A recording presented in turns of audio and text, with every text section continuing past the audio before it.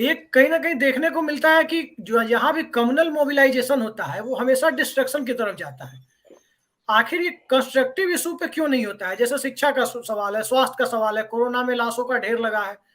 स्कूलों की हालत, आज जितने स्कूल हैं सरकारी स्कूल, शायद इससे थोड़े ही कम या लगभग बराबर आज से 20 साल पहले होते होंगे सरकारी स्कूल, लेकिन उनमें परमानेंट टीचर हुआ करते थे, 10 से 4 पढ़ाई होती थी।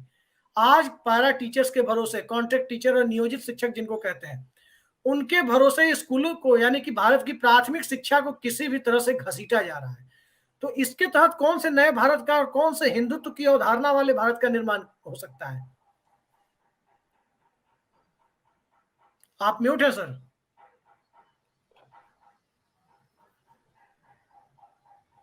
हाँ, मैं ये मानता हूं जो सेक्शनल डिमांड्स होती हैं, यानी जनता के कुछ हिस्सों की अलग अलग जो आर्थिक मांगे होती है, नौकरी से संबंधित मांगे होती हैं, उन मांगों के ऊपर कोई लंबा और प्रभावी जन आंदोलन नहीं खड़ा हो पाता।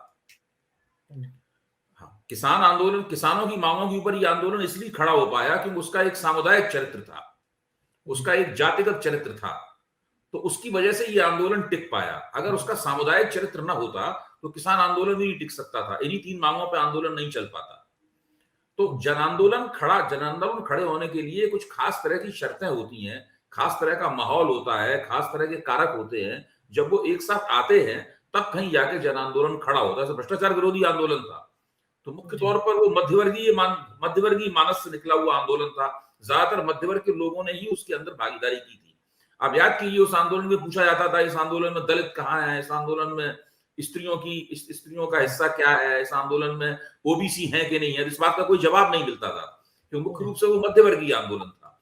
या किसान आंदोलन अलग तरह का था, ये जाट समुदाय इसके अंदर एक प्रभावी और अगाऊ भूमिका निभा रहा था। उन जाटों में सिख भी शामिल थे, उन जाटों में हिंदू भी शामिल थे, बाद में मुसलमान किसान भी शामिल हो गए। तो एक तरह से हिंदू, सिख और मुसलमान किसानों की इसके अंदर एक बड़े पैमाने पर एकता निकली।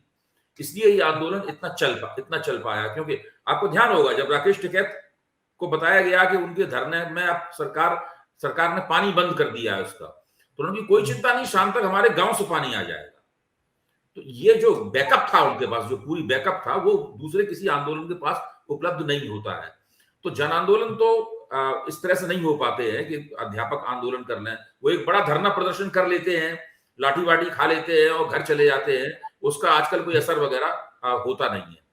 जहां तक हिंदुत्व की विचारधारा का सवाल है, उन लोगों की जो बुनियादी थीसिस ये है कि आंदोलन नहीं होने चाहिए। उनका कहना है कि आंदोलन करने की राजनीति जो है ये बेकार की राजनीति है, ये बेकार में संघर्ष को प्रोत्साहन देती है, समाज में टकराव को प्रोत्साहन देती है। उनके विचार, लेकिन ये लोग खुद भी आंदोलन से निकल कर आए हैं ना अभिषेक जी। उनके विचार से हिंदू विचार जो है वो परस्पर सहयोग पर आधारित है, इसीलिए वो समरसता का विचार लेके आते हैं। इस शब्द को जरा ध्यान से पढ़िए, समरसता। इसका मतलब ये है कि लोग भले ही ऊंचे नीचे बने रहें, लोग भले ही विभिन्न वर्गों में बटे रहें, विभिन्न जातियों में बटे रहें, लेकिन उनके बीच जो रस है, उनके अंदर जो रस बहता है, यानी उनका जो मर्म है वो एक है। वो सब हिंदू हैं, इसलिए हमेशा एकताबद्ध रहेंगे। भले ही उनके अंदर सामाजिक टकराव बने रहें, भले ही उनके अंदर आर्थिक ऊंच नीच बनी रहे, भले ही परस्पर एक दूसरे के वो शोषण करते रहे, लेकिन उनके अंदर एक ही रस बहता है, एक ही तरह का रस है। इसीलिए उसको समानता के विचार को नहीं मानते, वो इक्वलिटी के विचार को नहीं मानते। इसीलिए वो समरसता नाम का उन्होंने एक शब्द इजाद किया है, और रस शब्द तो पहले से मौजूद था, उन्होंने उसका राजनीतिकरण कर दिया है शब्द का। और अभी से नहीं, ये 60 के दशक से समरसता का विचार चला रहे हैं। आपको दीनदयाल उपाध्याय के विचारों में समरसता का विचार मिलेगा, गोलवलकर के की बातों में आपको समरसता शब्द दिखाई पड़ेगा। इसीलिए बार बार ये कहते हैं कि समाज में, इसीलिए वो अम्बेडकरवाद के खिलाफ हैं, इसीलिए वो मार्क्सवाद के खिलाफ हैं, इसीलिए वो लोहियावाद के खिलाफ हैं, इसीलिए वो किसी भी तरह के समाजवाद के खिलाफ हैं, इसीलिए वो धरना प्रदर्शन आंदोलन सबके खिलाफ है। इसीलिए राष्ट्रीय स्वयंसेवक संघ ने अपने जितने भी, चाहे भारतीय युवा मोर्चा हो, चाहे विद्यार्थी परिषद हो, चाहे स्वदेशी जागरण मंच हो, इन सभी के ऊपर रोक लगा दी है कि उन्हें किसी आंदोलन में भाग नहीं लेना है। वो ज्यादा से ज्यादा केवल बयान देते हैं, बस केवल सक्रिय रूप से इन संगठनों ने मुद्दतों से कोई आंदोलन नहीं किया है। जैसी नरेंद्र मोदी की सरकार आई थी, सरसन चालक ने कहा था कि 1.5 साल तक आप चुप रहेंगे, और वो 1.5 साल अभी खत्म नहीं हुआ है, वो 1.5 साल लगातार जारी है। इससे लंबा 1.5 साल आपको आपने कभी नहीं देखा होगा। तो आंदोलनों में कोई दिलचस्पी नहीं है। वो एक ऐसा समाज बनाना चाहते हैं जिसमें न या तो आंदोलन होंगे नहीं, और अगर होंगे तो निष्प्रभावी होंगे।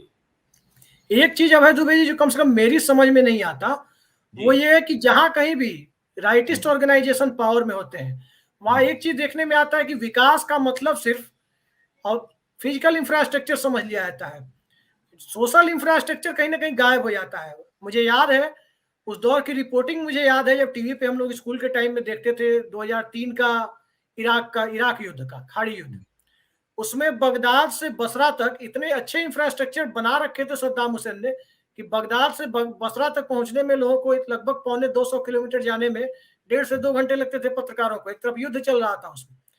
बिल्कुल यही स्थिति आज के हिंदुत्व में के नाम पर इंडिया में देखने को मिल रही है कि हाईवे बनाओ, एक्सप्रेसवे बनाओ, सब कुछ करो, लेकिन सोशल इंफ्रास्ट्रक्चर पे कोई उपलब्धि नहीं। समाज चाहे जितना नीचे रसातल में चला जाए। तो आखिर ये फंडामेंटल दिक्कतें क्या हिंदुत्व में है या दुनिया में किसी भी राइटिस्ट ऑर्गेनाइजेशन के साथ है या राइटिस्ट थॉट के साथ है? नहीं, ये केवल इसको दक्षिण पंथ के साथ जोड़ना उचित नहीं है, क्योंकि अभी सारे समाज, सारी दुनिया में राजनीति जो है वो दक्षिण पंथ की तरफ झुक गई है, और वामपंथी धीरे धीरे कर कर कोने में सिमटते जा रहे हैं, हाशिए में चले जाते रहे हैं। उनके जो बहुत ही नरम किस्म के संस्करण है, वही संस्करण थोड़े बहुत सक्रिय हैं सब जगह पर, इसलिए दिखाई पड़ता है। लेकिन ये तो आप सोवियत संघ का विकास देख लीजिए, सोवियत संघ के विकास का पैटर्न देख लीजिए। वहां भी कहा जाता था कि बिजली होनी चाहिए, सड़क होनी चाहिए, यही सब होना चाहिए। अमेरिका में आप इस मामले में संयुक्त राज्य अमेरिका के पुराने राष्ट्रपतियों के वक्तव्य देख लीजिए। वो कहते थे कि अमेरिका अपनी सड़कों के जरिए विकसित होगा, सड़कों के जरिए महाशक्ति बनेगा। तो सड़कें बनाना जो है वो आधुनिकीकरण की प्रक्रिया का एक बहुत महत्वपूर्ण हिस्सा रहा है, और उसको सारी दुनिया में उसका इस्तेमाल होता रहा है। लेकिन वो सरकारें जो सड़कें भी बनाती हैं और साथ साथ में लोगों के रोजमर्रा की जिंदगी का भी ख्याल रखती हैं, वो सरकारें ज्यादा कामयाब होती हैं। अब आप जो बाइडेन ने बाल्टीमोर में एक भाषण दिया है नवंबर के पहले हफ्ते में, मैंने इसके ऊपर लेख भी लिखे अखबार में। उसमें जो बाइडेन ने अपनी 3 प्राथमिकता बताई थी। एक प्राथमिकता ये थी कि महंगाई कम करनी है, दूसरी प्राथमिकता ये थी कि लोगों को रोजगार वापस दिलाना है, यानी जिनसे रोजगार छूट गया है उनको वापस दिलाना है। तीसरी प्राथमिकता ये थी कि हमारे स्टोर्स जरूरी चीजों से भरे हुए रहें। उन्होंने कहा था हमारी सरकार की 3 ये बड़ी प्राथमिकताएं हैं। जो बाइडेन ने किसी भी जीडीपी रेट का जिक्र नहीं किया, किसी भी मौद्रिक नीति का, मॉनिटरी पॉलिसी का जिक्र नहीं किया। भारत में बहस कहां चलती है? भारत में पूरी बहस चलती है कि जीडीपी रेट आपका क्या है। भारत में पूरी बहस चलती है कि भाई रिजर्व बैंक कौन सी मौद्रिक नीति का इस्तेमाल कर रहा है, महंगाई की दर क्या है, थोक मूल्य सूचकांक वगैरह, इस तरह की बातें होती रहती हैं। जो बाइडेन ने सब कोई बात नहीं कही। चीजें सीखी हमने तो इंग्लैंड और अमेरिका ही सी हैं। हम लोग कहां बहस चला रहे हैं और वो कहां बहस चला रहे हैं।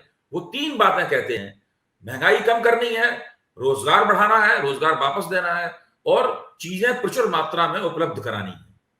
इससे आप फर्क समझ सकते हैं कि जो विकसित और समझदार देश हैं वो किस तरीके से काम कर रहे हैं, और भारत जैसे देश जो उन देशों की भौंडी नकल में बने हैं, जहां का पूरा तंत्र उनकी भौंडी नकल में तैयार हुआ है, वो किस तरीके से सोच रहा है और सक्रिय है। जी।